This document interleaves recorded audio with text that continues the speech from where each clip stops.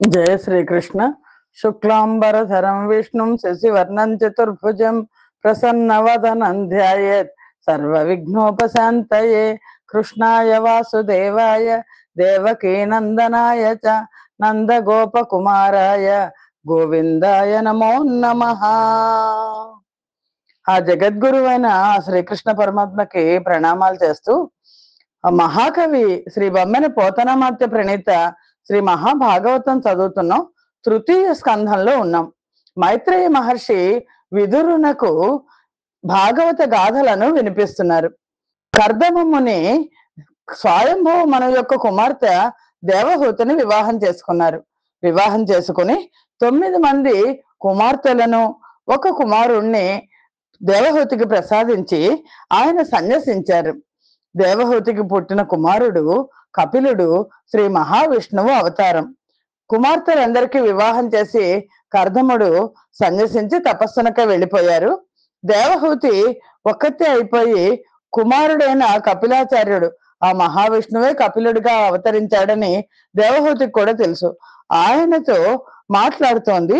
దేవహూతి పుత్రుడైన కపిలాచార్యంతో తత్వ జ్ఞానాన్ని పొందడం అనేది ఈ సంచికలో మనకి కనిపిస్తుంది।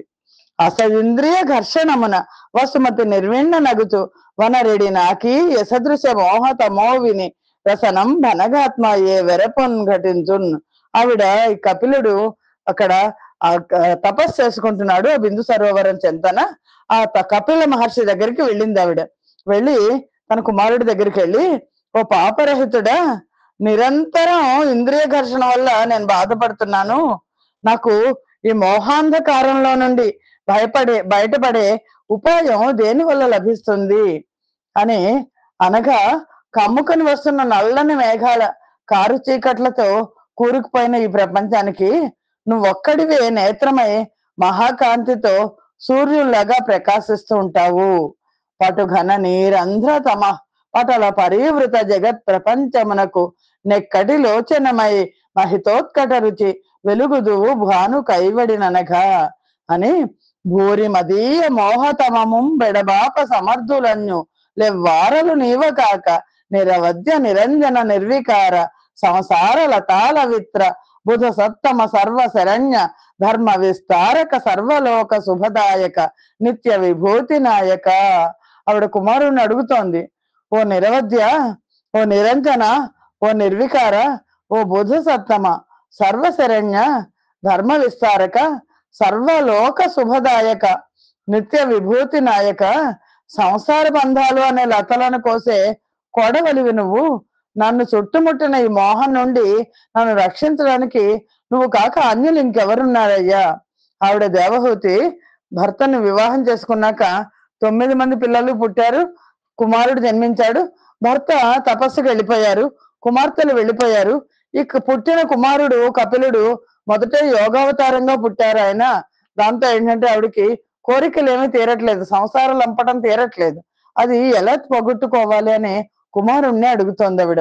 నిన్ను శరణంబు సొచ్చద ననింద్య తపోనిధి నన్ను కావవే అని తను దేవహూతి వినయంబన సన్నుతి చేసి వేడగా, అనుపమ సత్కృపా కలితుడై కపిలుండ అనురాగమొప్ప సజ్జన నిచయాపవర్గ ఫల సాధనమై తగు తల్లి వాక్యముల్। ఆ తల్లి వచ్చింది, వచ్చి నాకు చాలా దుఃఖం వస్తోంది, ఆ దుఃఖాన్ని పోయే మార్గం చెప్పు, నువ్వు తప్ప ఇంకెవరు చెప్తారని అడిగితే ఆవిడ, ఓ తపోనిధి నీకు శరణు, నన్ను కరుణించు అని అడిగింది। అలా దేవహూతి వినయంగా ప్రార్థించేసరికి సాటిలేని కృపతో కపిలుడు అనురాగంతో సజ్జనులకు స్వర్గ సాధనమైన ఆ తల్లి వాక్యాలను విన్నాడు। విని మందస్మిత కలితానన కమలుండగుతు మనమున ప్రమోదం వనయంబు గదలు కొన నిజ జననికి నిట్లనియ పరమ శాంతుండగుతున్న। కపిలావతారం అంటేనే శాంతమూర్తి। ఆ విని చిరునవ్వులు సింధు సుందర ముఖారవిందుడైన ఆ పరమాత్మ ఆ కపిలాచార్యుడు మనస్సులో సంతోషంతో పరమ శాంతుడై తల్లితో ఇలా అన్నాడు। భాగవతంలో ఈ ఘట్టం కపిలుడు తల్లికి ఆ తత్వజ్ఞానాన్ని బోధించే ఘట్టం ఒక అద్భుతమైన ఘట్టం। యోగులకే కాదు సామాన్యులకు కూడా జీవితం అంటే ఏంటి, ఆధ్యాత్మికత అంటే ఏంటి అనేది తెలియచేసే ఘట్టం। చిరునవ్వులు సింధిస్తూ ఆయన తల్లితో ఇలా అన్నాడు, విను జీవుని చిత్తము తాఘన భవ బంధాపవర్గ కారణ మది ఏచిన త్రిగుణాసక్తంబైనను సంస్మృతి బంధ కారణంబగు మరియున్ అది నారాయణాసక్తమయ్యనేని మోక్ష కారణమగునని ముని కులాబ్ది చంద్రుడన నొప్పు కపిలండు జనని తోడ నర్ది విన చెప్పి మరియు నిట్లనియ ప్రీతి. చాలా ప్రేమగా ఆయన తల్లితో చెప్తున్నారు, అమ్మ విను, ఘనమైన భవబంధానికి అపవర్గానికి మానవుడి యొక్క మనస్సే కారణం. అది సత్వము రజస్సు తమో గుణాలతో కలిసినప్పుడు సంసార బంధానికి కారణం అవుతుంది. ఆ చిత్తం కనుక నువ్వు శ్రీహరి మీద లగ్నం చేసావనుకో మోక్ష కారణం అవుతుంది. మనస్సుని సంసారం మీద పెడితే బంధానికి కారణం అవుతుంది, పరమాత్మ మీద పెడితే బంధాలన్నీ కూడా పోతాయి. ఈ ప్రకారంగా మునికులానికి చంద్రుని లాంటి కపిలుడు తల్లితో చెప్పి ఇంకా తల్లితో ఇలా అంటున్నాడు, నేను అనే అహంకారం, నాది అనే మమకారం, వీటి వల్ల కామక్రోధ లోభం మొదలైన కలుషాలన్నీ పుడతాయి. మన మనస్సు వీటి నుండి విడిపెడితే ప్రశాంతం అవుతుంది. ఏకరూపంలో మన మనస్సు ఉన్నప్పుడు సుఖ దుఃఖాలు అనే ద్వంద్వాలు ఉండవు. అంటే మనస్సు స్థిరంగా ఉంటే, సమస్త భావన కలిగి ఉంటే సుఖమైన దుఃఖమైన కూడా వాటికి చెల్లించడం అనేది ఉండదు. పరమాత్మ ప్రకృతి కంటే పరుడు, ప్రకృతిలో ఉన్నవాడు కాదు, ప్రకృతి కంటే వేరు పరమాత్మ. ఆయన నిర్భేద్యుడు, స్వయం జ్యోతి, సూక్ష్మ స్వరూపుడు. ఇప్పుడు ఎంత అదృష్టం అంటే ఆవిడకి పరమాత్మే ఒక ఆకారాన్ని తీసుకుని తల్లికి ఆ పరమాత్మ తత్వాన్ని బోధిస్తున్నాడు. స్వయం జ్యోతి, సూక్ష్మ స్వరూపుడు, అపరిచ్ఛిన్నుడు, ఉదాసీనుడు, యోగులు జ్ఞాన వైరాగ్య భక్తియుక్తమైన మనస్సుతో దర్శించిన వారే నారాయణ యందు భక్తికి ఇతర మార్గాలు సాటి రావని చెప్పారు. భక్తి మార్గంలో నువ్వు ఆ నారాయణుణ్ణి కొలువు అని. ఇంద్రియాల యొక్క కలయిక అసద్విషయం అయితే దృఢమైన బంధానికి కారణం అవుతుంది. అది కనుక ఇంద్రియాల కలయిక అది దృఢమైన బంధానికి కారణం అవుతుంది. ఆ కూడిక సద్విషయం అయితే, మంచి కోసం అయితే మనస్సు బుద్ధి చిత్తం అహంకారం అనే అంతఃకరణ సంయమనానికి హేతు అవుతుంది, సాధుజనులకు తెరిచిన మోక్ష ద్వారం అవుతుంది అనేది ఇది పండితుల అభిప్రాయం. సహనాన్ని కలిగి సమస్త శరీరధారుల పట్ల సహృదయులై శాంతమూర్తులుగా దయాపరులుగా ఉంటూ కర్మ ఫలితాలను వదిలేసి వారు నావారు వీళ్ళు నా బంధువులు అనే ప్రత్యేకమైన అభిమానం లేకుండా నా పాదాలను ఆశ్రయించుకొని నా గుణాలనే ధ్యానం చేస్తూ నా కథలను ప్రసంగిస్తూ వాటిని వినడం వల్లనే ఆనందాన్ని పొందుతూ ఉండేవాళ్ళు పరమ భాగవతోత్తములు. భగవద్గీతలో పరమాత్మ ఏం చెప్పారో అది ఇక్కడ కపిలుడు తన తల్లికి చెప్తున్నాడు. కపిల మహర్షి రూపంలో పరమాత్మ తల్లికి చెప్తున్నారు. ఆధ్యాత్మికాది తాపత్రయాలు అలాంటి భాగవతోత్తములను ఏమి చేయలేవు. భక్తి చాలా ముఖ్యమైనది. సర్వసంగ పరిత్యాగులైన భాగవతోత్తముల సాంగత్యమే కోరదగింది. అది దోషాలన్నిటినీ కూడా పోగొడుతుంది. సత్పురుష సాంగత్యం వల్ల కర్ణ రసాయనంగా ఉండే నా కథా ప్రసంగాలు వస్తాయి. ఇప్పుడు భాగవత కథలన్నీ కూడా విదురుడికి మైత్రేయుడు చెప్తున్నాడు, పరీక్షణ్ మహారాజుకి సుఖ మహర్షి చెప్తున్నాడు, సౌనకాది మహర్షులకు సూత మహర్షి చెప్తున్నారు. ఈ కథా ప్రసంగాల వల్ల చాలా సత్పురుష సాంగత్యం వల్ల చాలా అద్భుతమైన ఆలోచన విధానం వస్తుంది. నా కథలను వినడం వల్ల క్రమంగా మోక్షాన్ని ప్రసాదించే శ్రద్ధా భక్తులు శీఘ్రంగా లభిస్తాయి. ఏ పురుషుడైనా సరే నేను చేసిన ఈ జగత్తు యొక్క సృష్టిని, నా లీలా విహారాలను చింతన చేస్తూ ఉంటే దానివల్ల పుట్టిన భక్తితో మనస్సు యొక్క ఏకాగ్రత కోసం యోగ మార్గంలో సిద్ధిని పొందుతాడు. అప్పుడు అతను యోగి అవుతాడు. తన శ్రవణేంద్రియ నయనేంద్రియాలకు సంతోషాన్ని ఇచ్చే ఐహిక ఆముష్మిక సుఖాలకు లొంగడు. మామూలుగా ఇంద్రియాలన్నీ కూడా ఈ సంసారానికి చెందినవి. ఈ సాంసారిక సుఖాలకి యోగి లొంగడు. అలాంటి యోగి ప్రకృతి గుణాలను సేవించడం వల్ల, వైరాగ్యం వల్ల పుట్టిన జ్ఞానయోగం చేత, సమస్తాన్ని నాకు అర్పణ చేసినందువల్ల కుదిరిన భక్తి యోగం చేత ఆత్మస్వరూపుడైన నన్ను తన చిత్తంలో నిలుపుకుంటాడు అని కపిలుడు దేవహూతితో తల్లితో చెప్పాడు. అలా చెప్పేసరికి ఆ దేవహూతి కుమారుణ్ణి ప్రశ్నించింది, ఏ భక్తి భవద్గుణ పరమై భవ పాప ప్రణాశమై ముక్తి శ్రీ లాభము రయమున చేయును ఆ భక్తి విధంబు తెలియని ఆనతి ఇవే. కపిల మహర్షితో చెప్తాను తల్లి, ఏ భక్తి నీ గుణాలంటే ఇష్టాన్ని చూపిస్తుందో, ఏ భక్తి పుట్టుక సంసారము యొక్క తాపాలను పాపాలను పోగొడుతుందో, ఏ భక్తి ముక్తిని వెంటనే చేకూరుస్తుందో అలాంటి భక్తిని గురించి నాకు విపులంగా చెప్పాల్సింది. అంతేకాకుండా నీ చేత చెప్పబడిన యోగాన్ని గురించి, దాని అంగాల గురించి, దాని తత్వాన్ని గురించి పూర్తిగా నాకు చెప్పు, నేను మందబుద్ధిని, నాకు తెలిసేట్టుగా చెప్పాల్సింది అంది తల్లి. తల్లి నాకు అర్థమయ్యేట్టు చెప్పు నాన్న అని అడిగింది. అడిగితే కపిలుడు ఇలా అన్నాడు, జనయిత్రి విను మరి, సకల పదార్థ పరిజ్ఞాన తత్వ పారీణ మగుచు నాయ విహిత కర్మాచారములు గల్గి తివుటమై వర్తించు దేవగణము పూని నైసర్గికంబైన నిర్హేతుక మగు భగవత్ సేవ మిగుల భక్తి కంటే గరిష్టంబు గావున నది భుక్తాన్నంబు జీర్ణంబు నందజేయు దీప్త జఠరాగ్ని గతి లింగ దేహ నాశ కంబు గావించు నదీనుగాక విష్ణు భక్తి వైభవముల దేట పరుతు వినుము సద్గుణ వ్రత యోగ లక్షణ సమేత. అమ్మా, నువ్వు యోగ లక్షణాలతో ఉన్నదానివి, యోగ లక్షణాలతో కూడుకొని ఉన్నదానివి, నువ్వు విను. ఈ జగత్తులో నేను మందబుద్ధినే, నాకు అర్థం కాదంది కదా ఆవిడ. నీకు యోగ లక్షణాలు ఉన్నాయి. ఈ జగత్తులోని పదార్థం యొక్క తత్వాన్ని తెలియచేసే వేదాలు, దానికి అనుగుణమైన కర్మాచారాలకు తృప్తులవుతారు దేవతలు. స్వభావ సిద్ధమైన ఏ ఫలాన్ని కోరకుండా చేసే భగవత్ సేవ ముక్తి కంటే కూడా గొప్పది అని మామూలుగా దేవతలందరూ కూడా వేదాల్లో చెప్పబడిన యజ్ఞ యాగాదులు చేస్తే సంతృప్తి పడతారు, కానీ దానికంటే కూడా ముక్తి గొప్పది. కాబట్టి భగవత్ సేవానురూపకమైన భక్తి తిన్న అన్నాన్ని జీర్ణం చేసే జఠరాగ్ని లాగా ఈ దేహాన్ని నాశనం గావిస్తుంది. నీకు విష్ణు భక్తి యొక్క వైభవాన్ని తెలియచేస్తాను విను అని. అమలిన భక్తి కొందరు మహాత్ములు మచ్చరణారవింద యుగ్మము హృదయంబునన్ నిలిపి కౌతుకులై ఇతరేతరానులాపముల మదీయ దివ్యతను పౌరుషములు కొనియాడుచుండి మోక్షము మది ఘోర నొల్ల రణిశంభు మదర్పిత సర్వకర్ములై. సాధారణంగా అందరూ మోక్షాన్ని కోరుతారు, కానీ మాలిన్యం లేని భక్తితో కొంతమంది మహాత్ములు నా చరణార విందాలను వాళ్ళ మనస్సులో నిలుపుకొని ఇతరులతో సల్లాపం చేసేటప్పుడు నా దివ్యత్వాన్ని, నా పౌరుషాన్ని కీర్తిస్తూ సర్వకర్మలను నాకు అర్పణ చేస్తూ ఉంటారు, కానీ మోక్షాన్ని మాత్రం వాళ్ళు కోరుకోరు.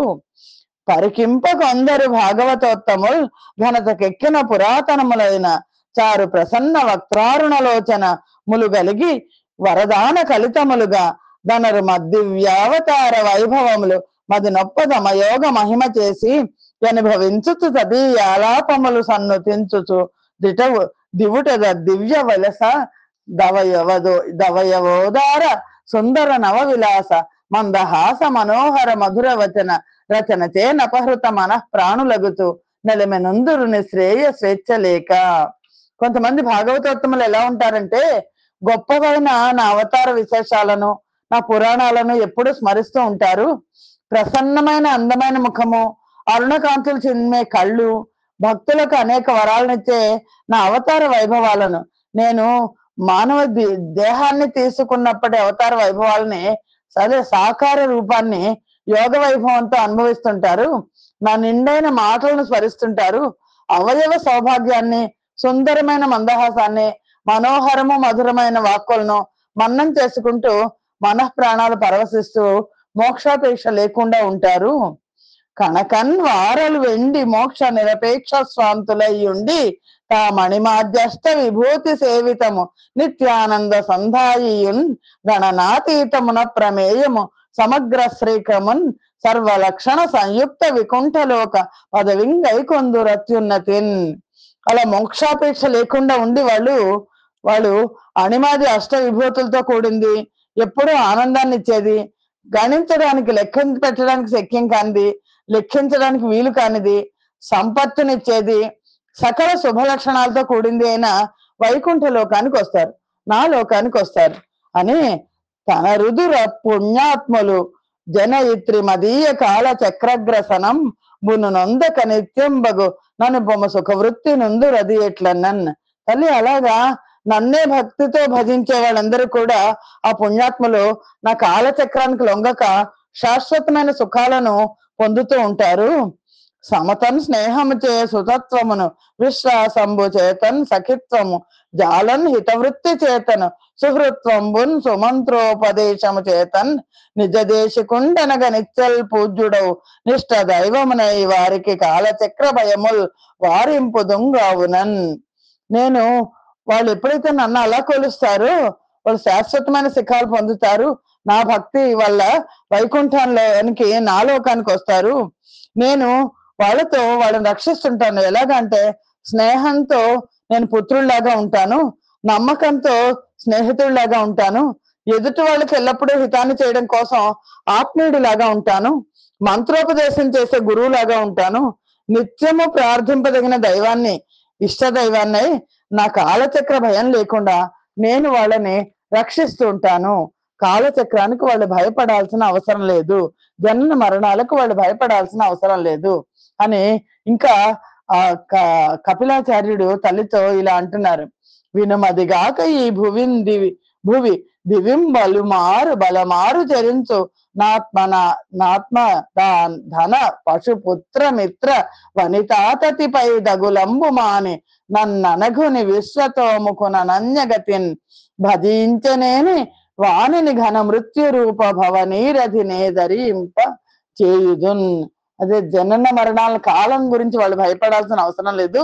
తల్లి విను, ఈ ఆత్మ ఉందే ఇది భూమికి స్వర్గానికి మధ్య అనేక సార్లు తిరుగుతుంటుంది. భగవద్గీతలో పరమాత్మ చెప్తారు, భూలోకానికి వస్తుంది, మళ్ళీ స్వర్గలోకానికి వెళ్తారు, మళ్ళీ స్వర్గలోకానికి వెళ్ళాలనే కోరికలతో తపస్సులు చేస్తారు, మళ్ళీ తపస్సులు చేసి అక్కడ పుణ్యం క్షీణించగానే మళ్ళీ భూలోకానికి వస్తారు, మళ్ళీ భూలోకాల్లో పుణ్యం చేసుకుని మళ్ళీ స్వర్గలోకానికి వెళ్తారు. అలాగా ఆత్మ భూమికి స్వర్గానికి మధ్య అనేక సార్లు తిరుగుతుంటుంది. ఎవడైతే తన ధనము, పశువులు, పుత్రులు, మిత్రులు, స్త్రీలు ఇంకా ఇతరమైన వాటిపై ఆసక్తి లేకుండా ఈ విశ్వమంతా వ్యాపించిన వాడిని, అనఘుడనైన నన్ను ఏకాగ్రత ధ్యానం చేస్తాడు, అలాంటి వాడిని నేను మృత్యురూప సంసార సముద్రం నుండి తరింపజేస్తాను అని నేను ప్రధాన పురుషుడికి అధినాయకుడను, భగవంతుడను, జగత్ప్రభుడను అని ఆ కపిల మహర్షి చెప్తున్నారు.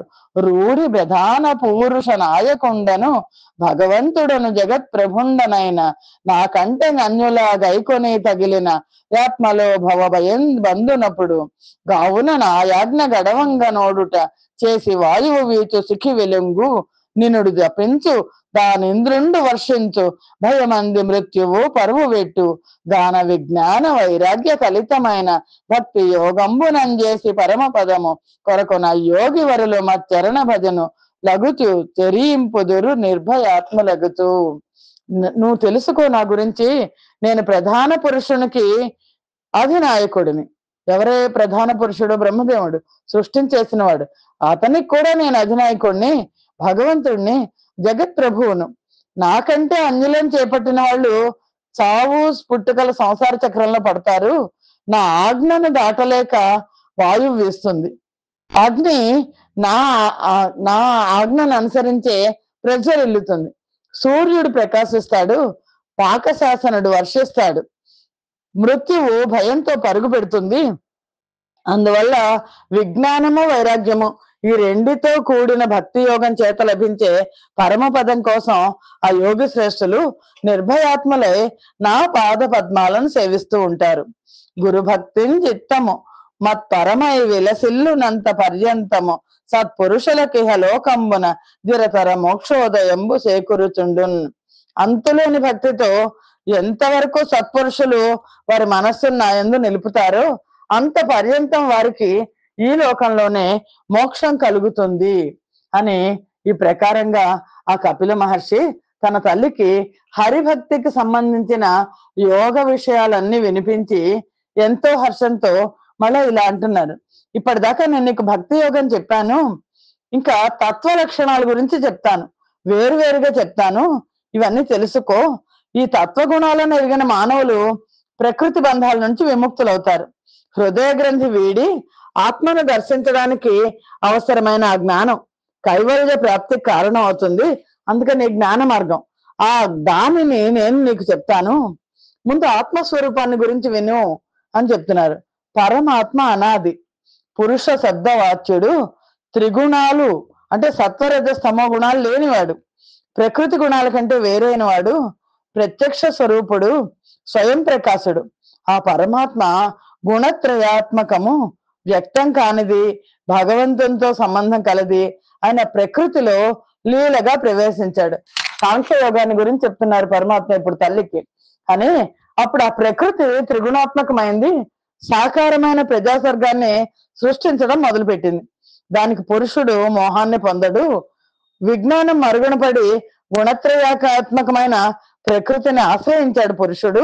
ఆ విధంగా ప్రకృతి పురుషులు అన్యోన్యం మేళనం పొందారు. క్షేత్రజ్ఞ అంటాం కదా మనం. అంత పురుషుడు ప్రకృతి గుణాలను తన మీద ఆరోపించుకొని జరుగుతున్న పనులన్నింటికీ తానే కర్తగా భావించుకుంటూ సంసారబద్ధుడై స్వాతంత్రాన్ని కోల్పోయాడు. ఈశ్వరుడికి కర్తృత్వంతో సంబంధం లేదు. ఈశ్వరుడు పరమేశ్వరుడు ఏది నేను చేస్తున్నాను అని చెప్పడు, సహజ సిద్ధంగా జరుగుతుంది అది. ఆయన కేవలం సాక్షి మాత్రమే. అందువల్ల ఆత్మకు కార్యకారణ కర్తృత్వాలు లేవని, అవి ప్రకృతికి అధీనమైనవి అని తెలుసుకోవాలి.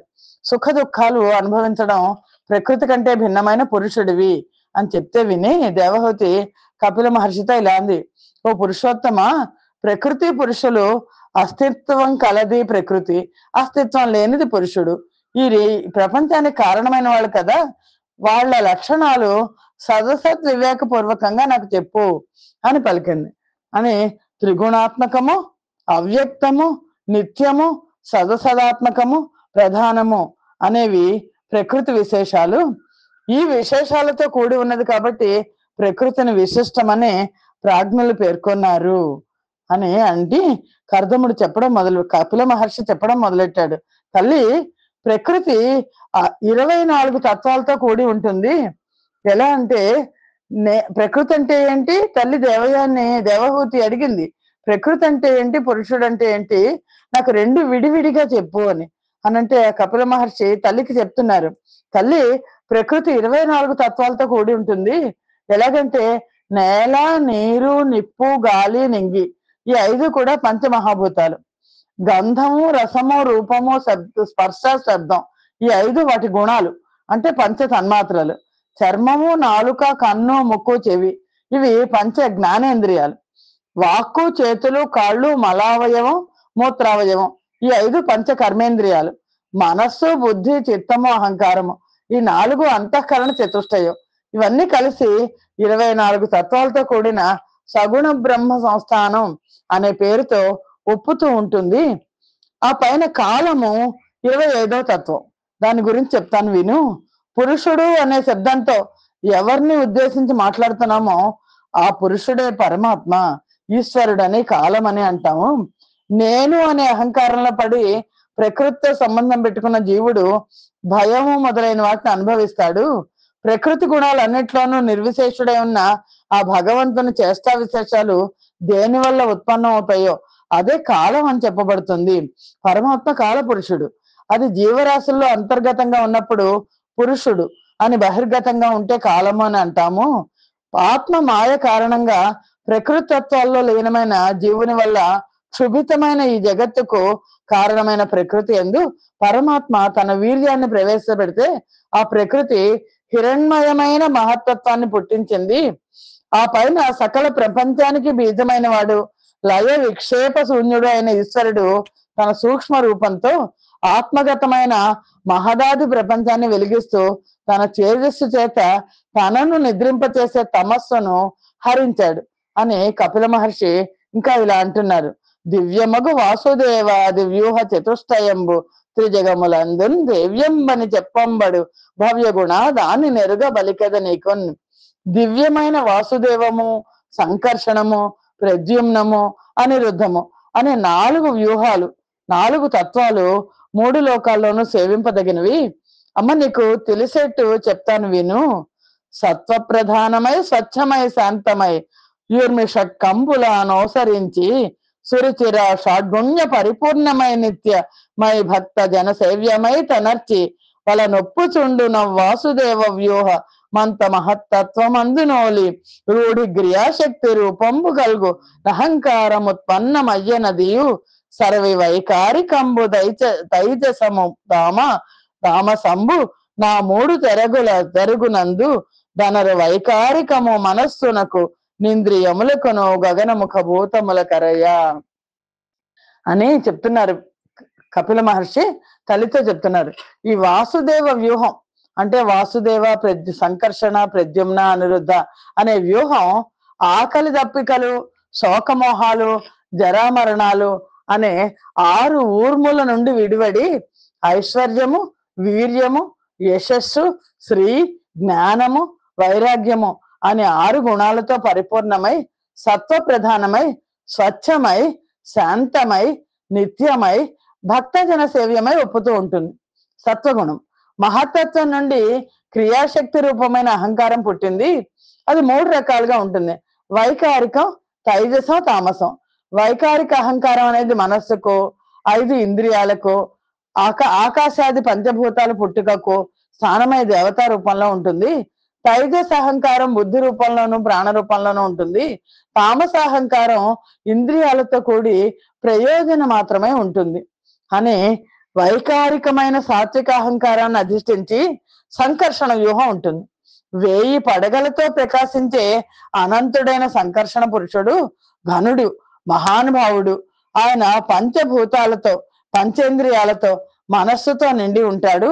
కర్తృత్వము కార్యత్వము కారణత్వము అనే రూప భేదాలు కలిగి శాంతత్వము ఘోరత్వము మూఢత్వము ఇత్యాది లక్షణాలతో ఉల్లాసంగా ఉంటాడు.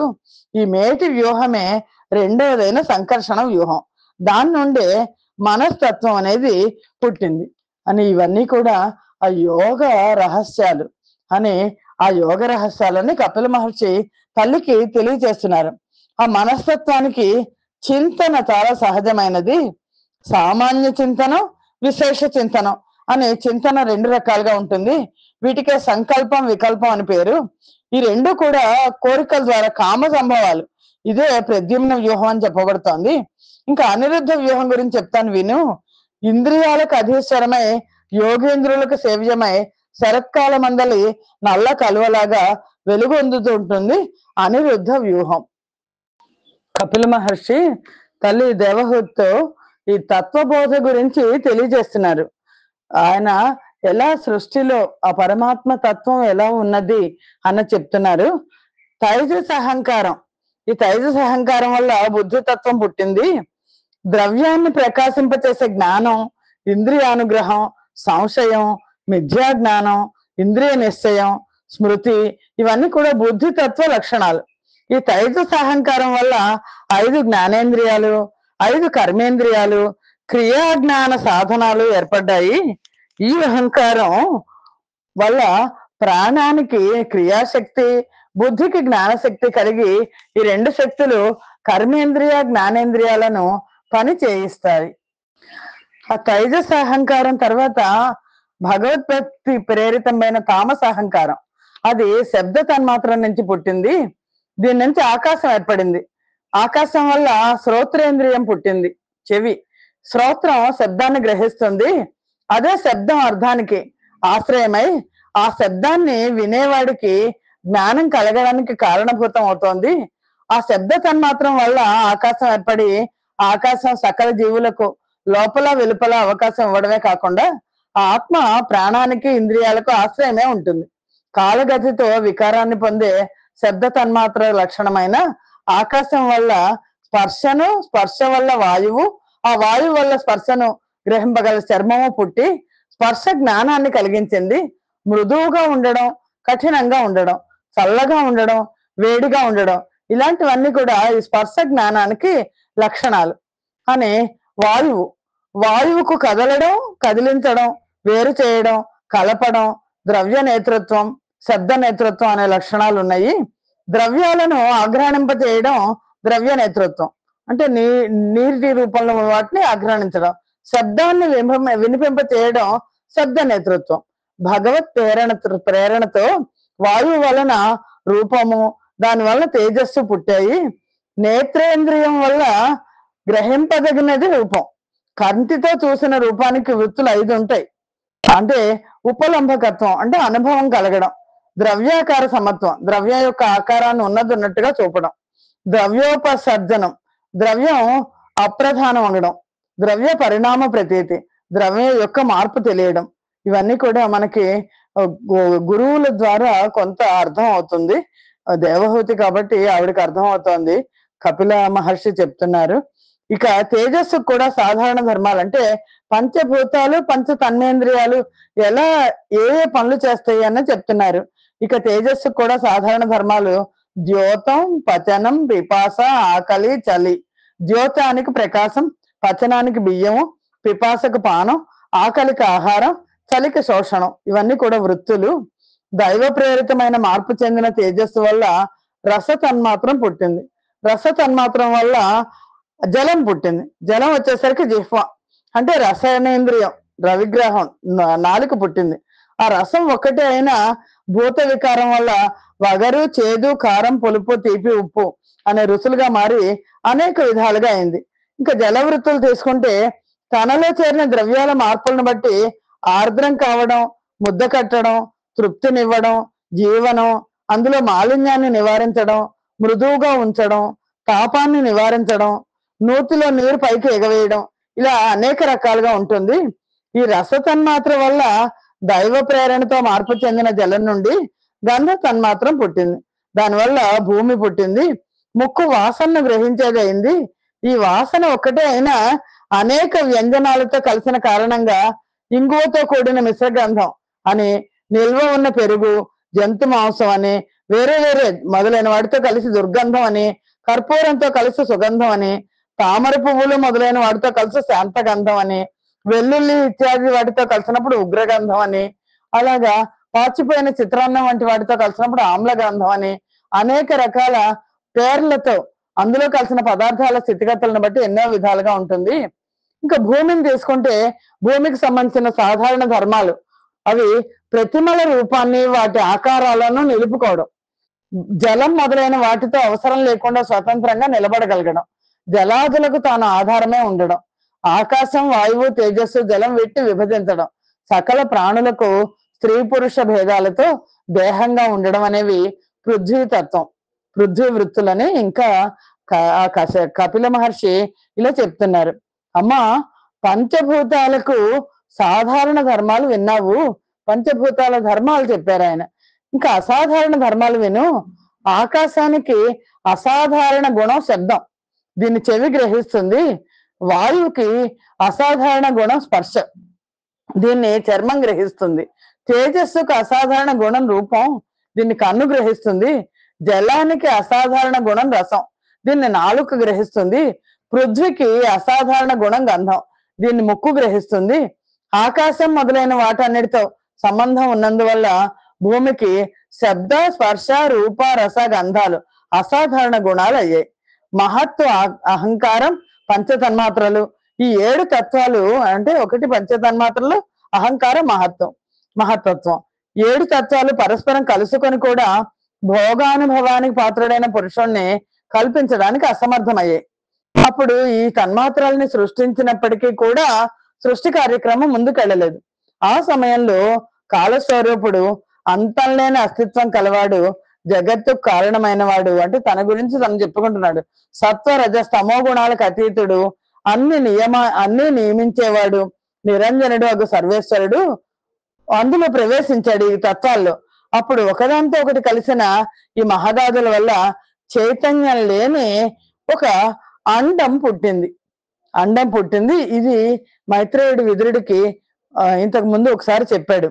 గురుశక్తితో విరాట్ పురుషుండు సంభవం బయ్యనయ్యడన్ నయ్యండంబు నర్ధి పొదివి ఎంబు ముఖావరణంబులొక్కొక్కటికి దశగుణితంబులై తవిలియావరణములై యుండును గ్రమముగ లోకంబులకు మేలు కట్ల పోలిక దనర్చి పంకజోదరుని రూపము విలసించును లోలత జలములో తేలుతున్న హేమమయమైన ఎండంబులో మహాను భావుడ భవండు హరిదేవ దేవుడకిల చేత నారాయణుడు ప్రవేశించి ఎప్పుడు విష్ణు పద భేదనంబు గావించి ఎందు.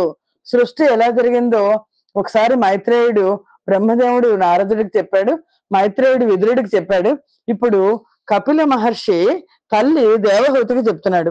ఇలాగా అలా అయినప్పటికీ కూడా సృష్టి జరగలేదు. ఈ పంచతన్మాత్రలు పంచభూతాలు వచ్చినప్పటికీ కూడా అప్పుడు అందులోంచి ఒక అంతులేని శక్తితో విరాట్ పురుషుడు పుట్టాడు. ఒక అండాన్ని పొదువుకొని పృథ్వీ జలం అగ్ని వాయువు ఆకాశం అహంకారం మహత్తు అనే ఆవరణాలు ఒకదానికంటే మరొకటి 10 రెట్లు ప్రమాణం కలిగి ఉన్నాయి. లోకాలకు మేలుకట్లు పోలికతో ఉన్న ఆ పొరల్లో శ్రీ మహావిష్ణు స్వరూపం వెలుగొందుతూ ఉంటుంది. ఆ జలాల్లో తేలుతూ ఉన్న కాంచనమయమైన ఓ బంగారు గుడ్డు ఆ అండంలో మహానుభావుడు, పుట్టుక లేనివాడు, హరి దేవదేవుడు, విశ్వ విజేత అయిన నారాయణుడు ప్రవేశించి ఆ అండాన్ని భేదించాడు. భేదించేసరికి ఆ అండంలో విరాట్ పురుషుడు ప్రకాశమానమే ఉంటాడు. ఆయన ముఖం నుండి వాణి, దాంతో పాటు అగ్ని పుట్టాయి. ముక్కు నుంచి ప్రాణాలు, ఘ్రాణేంద్రియం పుట్టాయి. ఘ్రాణేంద్రియం నుండి వాయువులు, ప్రాణవాయువులు ఆవిర్భవించాయి. ప్రాణవాయువుల నుండి కన్నులు, దాని నుండి సూర్యుడు పుట్టారు. దాని యందు ధ్యానం ఏర్పడగా చెవులు పుట్టాయి. దానివల్ల శ్రోత్రేంద్రియం, దిక్కులు పుట్టాయి. చర్మం వల్ల గడ్డము, మీసాలు మొదలైన రోమ సమూహం పుట్టింది. ఓషధులు పుట్టాయి. ఆ పైన మూత్రావయవం పుట్టింది. దానివల్ల రేతస్సు, దానివల్ల జలం పుట్టింది. ఆ పైన గుదము, దానివల్ల అపానము జనించాయి. దానివల్ల మృత్యువు పుట్టింది అని విరాట్ పురుషుని చేతుల వల్ల బలము, ఆ రెంటి వల్ల ఇంద్రుడు, పాదాల వల్ల గమనం, ఆ రెండిటి వల్ల ఉపేంద్రుడు జన్మించారు. ఆ విరాట్ పురుషుని నాడుల వల్ల రక్తం, దాని వల్ల నదులు, జఠరం వల్ల ఆకలి దప్పికలు, ఈ రెండిటి వల్ల సముద్రాలు పుట్టాయి.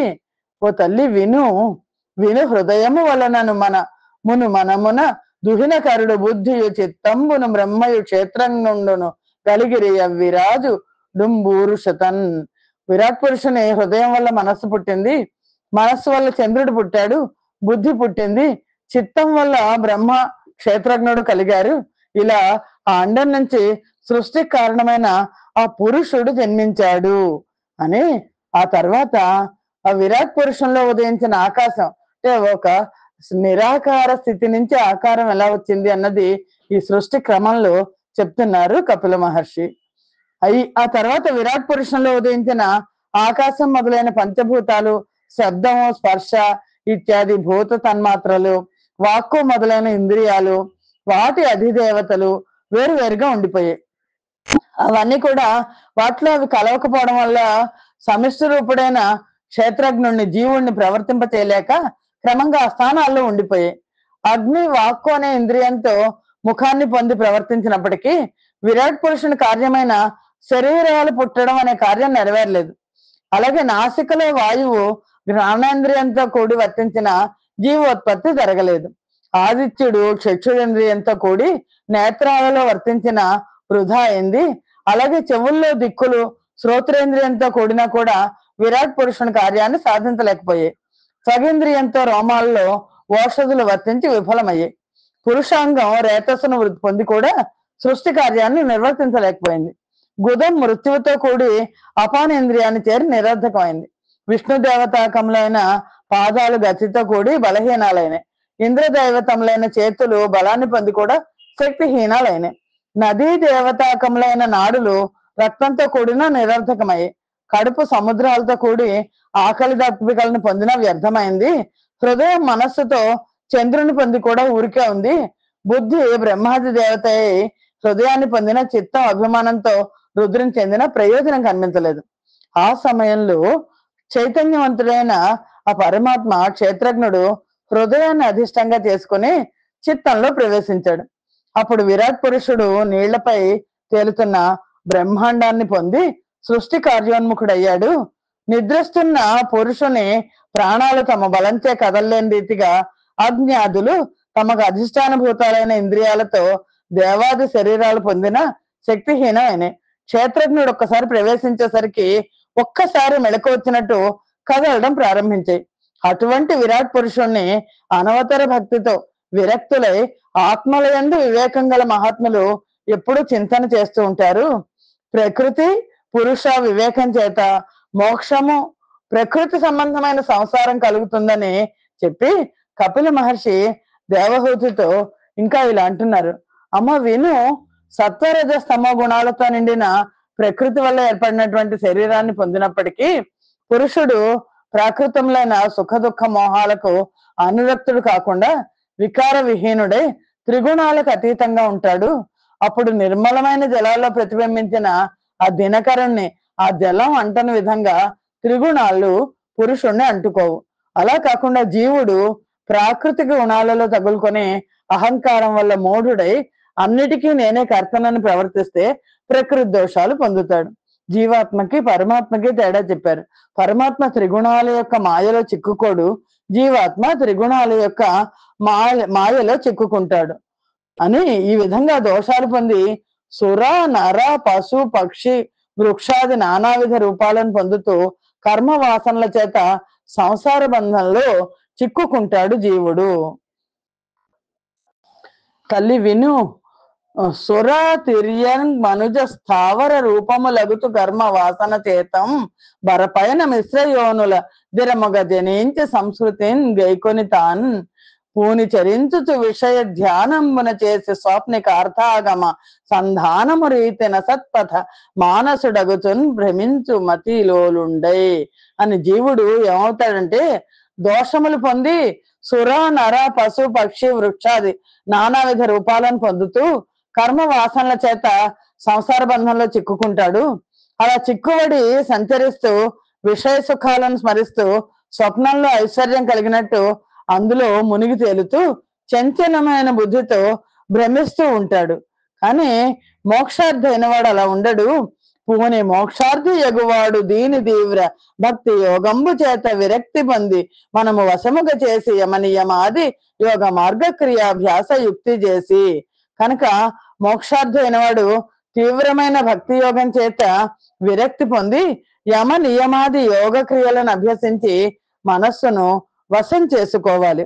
శ్రద్ధాగరిష్ఠుడై సత్యమైనట్టి మద్భావంబు మత్పాద సేవనంబు వర్ణిత మత్కథా కర్ణనంబును సర్వభూత సమత్వమజాత వైరమును బ్రహ్మచర్యంబు ఘనమౌనమాదిగాగల నిజ ధర్మ సంగతులను చేసి సంతుష్టుడును మితాశనుడు నేకాంతియు మనన శీలుడు వీత మత్సరుండు నగుచు మిత్రత్వమున కృపదగిలి ఆత్మ కలిత విజ్ఞాని అయి బంధకములైన ఘన శరీర పరిగ్రహోత్కంఠయందు నా గ్రహము చేసి వర్తింపనగును. మరియు మోక్షార్థి అయిన వాడు తల్లితో చెప్తున్నాడు, మామూలుగా జీవుడు కష్టాల్లో చిక్కుకుపోతాడు బంధాల్లో, కానీ మోక్షార్థి అయిన వాడు శ్రద్ధాగరిష్ఠుడై శ్రద్ధతో నిజమైన నా స్వరూప స్వభావాలను తెలుసుకొని నా పాదాలను సేవించాలి, వర్ణించబడిన నా కథలను వింటూ భూతాలన్నిటి యందు ప్రాణులన్నిటి యందు సమాన భావాన్ని పాటిస్తూ వైరం లేకుండా ఉండాలి.